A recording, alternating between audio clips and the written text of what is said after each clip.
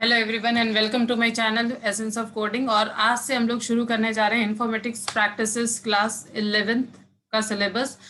जी हाँ, बहुत टाइम हो गया, आप लोगों का रिजल्ट भी बहुत जल्दी ही आने वाला है। ऑलरेडी कंप्यूटर साइंस की क्लासेस मैंने स्टार्ट कर दी है और अब हम लोग स्टार्ट करने वाले हैं informatics practices also, so that जो भी स्टूडेंट्स 10th पास करके आईपी लेने वाले हैं in future, they can take advantage of this particular subject. आज जो हम लोग डिस्कस करेंगे that is only the syllabus part, because what I want is कि अभी आप लोग इस चैनल को या इस लिंक को बेसिकली शेयर कर लीजिए for the other students also, so that जब इसकी हम लोग फुल फ्लेज स्टडीज करेंगे उस समय मैक्सिमम नंबर ऑफ स्टूडेंट्स इसका पूरा का पूरा फैसिलिटी उठा सकें।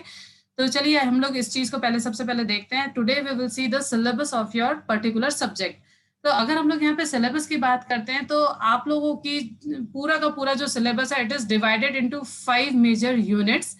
यानी जो भी पूरा आप लोगों का जो 70 मार्क्स का जो पेपर आएगा एट द एंड, उसमें आप लोगों की 5 ही यूनिट्स हैं, जिसमें कि आप लोगों की जो पहली यूनिट है और जो लास्ट यूनिट है this is completely based on theory subject. Time तो थ्योरी सब्जेक्ट का से मतलब ही क्या हो जाता है, आपको यहाँ पे सारे टॉपिक्स पढ़ने पड़ेंगे, बहुत सारे डेफिनेशंस होंगे जो कि आपको याद करने पड़ेंगे, कुछ डिफरेंसेस होंगे वो याद करने पड़ेंगे, कोई बेसिक कहीं बेसिक आर्किटेक्चर्स वगैरह होंगे जो कि आप लोगों को इन जनरल ड्रॉ करने पड़ेंगे और फिर उनको एक्सप्लेन करना पड़ेगा। मोस्ट इंपॉर्टेंट थिंग, अगर आप लोग पूरे के पूरे इसमें देखेंगे तो जो आप लोगों का थ्योरी चैप्टर है that is of 10 marks only. 5 marks आप लोगों का फर्स्ट चैप्टर है इंट्रोडक्शन टू कंप्यूटर सिस्टम। जैसा कि आप लोगों को ये भी पता है कि जब आप लोग 11th स्टैंडर्ड में आते हैं और जब आप लोग कोई भी कंप्यूटर का सब्जेक्ट लेते हैं, इन दैट पर्टिकुलर केस ये माना जाता है कि आपको पूरी की पूरी बेसिक नॉलेज होनी चाहिए कंप्यूटर की। तो ये जो फर्स्ट चैप्टर है, इस फर्स्ट चैप्टर में बेसिकली जितनी भी कंप्यूटर से रिलेटेड बेसिक इंफॉर्मेशन है कि क्या इनपुट डिवाइसेस होती है, क्या आउटपुट डिवाइसेस होती हैं, किस तरह की मेमोरीज होती हैं, किस तरह के सॉफ्टवेयर होते हैं, वो पूरा का पूरा आप लोगों को एक तरह से गो थ्रू करवाया जाता है, ताकि ये सब चीजें ऐसा नहीं हो कि आप लोगों को नहीं पता हो। फिर आप लोगों को मेन चीज जो ध्यान में रखनी है दैट इज कि आप लोगों के सिलेबस में पाइथन है एज अ प्रोग्रामिंग लैंग्वेज, जिसको कि हम लोग डिस्कस करेंगे इन चैप्टर नंबर 2।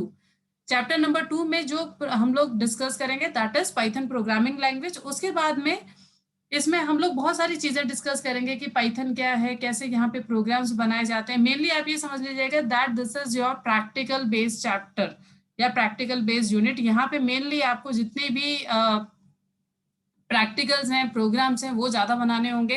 पाइथन का सॉफ्टवेयर है वो आपको इंस्टॉल करना होगा, वो हम लोग बाद में देखेंगे कैसे उसको इंस्टॉल करते हैं और कैसे हम लोग उसको उसमें प्रोग्राम्स बनाएंगे। उसके बाद में आता है आप लोगों का यूनिट 3।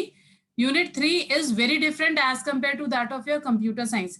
जैसे हम लोग बोलते हैं ना कि जैसे CS एंड IP दोनों में ही पाइथन है, लेकिन यहाँ पे आकर के यहाँ पे डिफरेंस आ जाता है। यहाँ पे आपको पाइथन के अंदर ही एक अलग मॉड्यूल पढ़ने के लिए मिलता है दैट इज नंपाई लाइब्रेरी। नंपाई एक ऐसी लाइब्रेरी है जिसमें आपको फ्यूचर में आप लोग देखेंगे डेटा एनालिसिस से रिलेटेड आपको बहुत सारे फंक्शंस मिल जाएंगे और हम लोग उनको यूज में लेते हुए डेटा एनालिसिस का काम करेंगे। उसके बाद में ये जो दो यूनिट्स हैं that is unit 2 and unit 3, ये दोनों के दोनों जो हैं आप लोगों के this is related to Python. And ये जो आप लोगों का फोर्थ चैप्टर है this is again completely different. यहाँ पे आप लोग एक दूसरी लैंग्वेज पढ़ेंगे that is my RDBMS package पढ़ेंगे बेसिकली, दैट इज MySQL। और उसके अंदर आप लोग एक जो लैंग्वेज पढ़ेंगे that is your structured query language. बहुत ही आसान है, बहुत ही स्कोरिंग है एज सच ये पर्टिकुलर यूनिट आप लोगों का, जिसमें आप एक एक लाइन के स्टेटमेंट लिख करके you can easily get the marks. तो अल्टीमेटली आज की डेट में जो आप लोगों को समझना है वो ये है कि आप लोगों की जो पूरी की पूरी किताब है 11th क्लास की, वो कैसे कैसे यूनिट वाइज डिवाइड हुई हुई है, कैसे कैसे टॉपिक वाइज डिवाइड हुई हुई है। एंड इन फ्यूचर और फॉर योर 12th स्टैंडर्ड जो मोस्ट इंपॉर्टेंट चीज आपको ध्यान रखनी है दैट इज दीज 3 चैप्टर्स, यानी unit number 2, unit number 3 and unit number 4। ये आप लोगों को ध्यान रखने हैं क्योंकि 12th स्टैंडर्ड में ये एज इट इज हम लोग इनको यूज में लेंगे। First chapter and last chapter जो है वो सिर्फ आप लोगों का इस साल 11th में ही काम आएगा, 12th में ये काम नहीं आएगा। तो you have to concentrate more, you have to practice more on unit number 2, 3 and 4। ये वीडियो आप लोग मैक्सिमम स्टूडेंट से शेयर करिएगा ताकि जो भी स्टूडेंट्स इंटरेस्टेड है फॉर IP वो इस चैनल को सब्सक्राइब कर सके और जो भी अब आगे फ्यूचर में जो भी इससे रिलेटेड वीडियोस आएंगे वो भी इसका एडवांटेज उठा सके। Thank you so much for watching this video and I will see you next time.